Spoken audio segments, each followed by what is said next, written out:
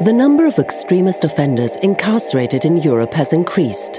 As a result, a significant number of convicts will be released in the near future. The question now is how to reintegrate those who have served their prison sentences and how to prevent further violent extremist acts. Expectations are high, so are the challenges associated with multi-agency cooperation. One difficulty may be to ensure all the different stakeholders work together to have a reintegration plan adopted. Another difficulty is related to data and information gathering from practitioners to develop further interventions. Setting realistic goals and achieving success at an individual pace remains one of the biggest challenges. RAN brought together policymakers and practitioners from the police, prison and probation services to discuss the challenges of resocialization in Vienna on November 6, 2018. Rehabilitation and reintegration programs. Well, we have a system in place in which we already start with exit plans when they're in detention. So in detention it could be anything really, psychologists, imams, maybe start an education. And then we already have probation services in jail or in prisons to assist. They're part of the detention and reintegration plan. This specialized team also supports ex-offenders when they get out of prison on probation. When that period is over, the municipality will take over. The main idea is to work together and in a more coordinated way. What does it mean? This means very in particular to create a unique center of intelligence for dealing with this issue, to coordinate better the police forces, to have a clear approach between prisoner probation and a link of prisoner probation with the police forces, as well to involve NGOs that has some importance in Muslim context. Nous travaillons avec une série de pourvoyeurs de services qui travaillent, eux, en individuel, de manière spécialisée sur la thématique de l'extrémisme violent ou en groupe sur la même thématique. Et donc là, par contre, nous avons sérié avec le temps toute une série de bonnes pratiques, de bonnes initiatives.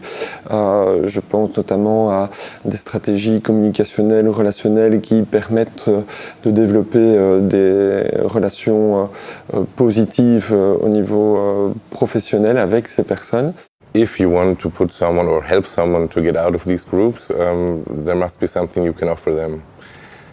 Which is like I say with alcoholics, you say if you don't drink, what do you do instead? Because you can take a long time drinking the whole day, but if you stop, what do you do with your time? So what can these people do? So I think the most important point is that the person must feel a need or an urge to leave this scene, and our work is to help them to get to some plans, find some ideas, and together with the people, consult them and accompany them on their way. I think the most important thing now is to offer them real employment possibilities, because if we start with the needs of the person, if we start with his beliefs, what he wants to do, in life, we could offer them some opportunities, but they are it's quite difficult for them now with a criminal record, with this kind of offense, because society, some employers are quite afraid about giving their trust to those kind of offenders. Unlocking doors. What do you need from practitioners to conduct exit programs?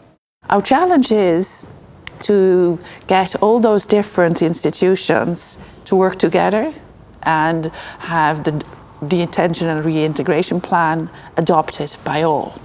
So if you start your plan, maybe 3 years later you have the steps made, but the institutions will still know where it started from and what accomplishments you have made. The role of prison and trust. How can we help you to complete the exit process? I think that for our work in prison, the most important thing is that we can, of course, have access to the offenders in prison. So I think they could facilitate support programs. But I think it's also important to give access to the offenders of internet, for example, of training, education, distance courses, because of course that are really important points for reintegration. So we see that at the moment there are some difficulties in prisons in Belgium, because most of those type of offenders are in specialized wings or are in isolation. Only long-term approaches and strategies have the potential to ensure successful reintegration. Exit strategies are vital and should start long before extremist offenders are released from prison. The chance of recidivism decreases if they have become detached from their radical networks and if time in prison is spent by working on disengagement and de-radicalization. Rehabilitation of violent extreme offenders is all about change, and it is a long process. Practitioners working with the ex-offenders inside the prison need to continue their counseling role on the outside to secure a lasting, trustful relationship and to maintain stability.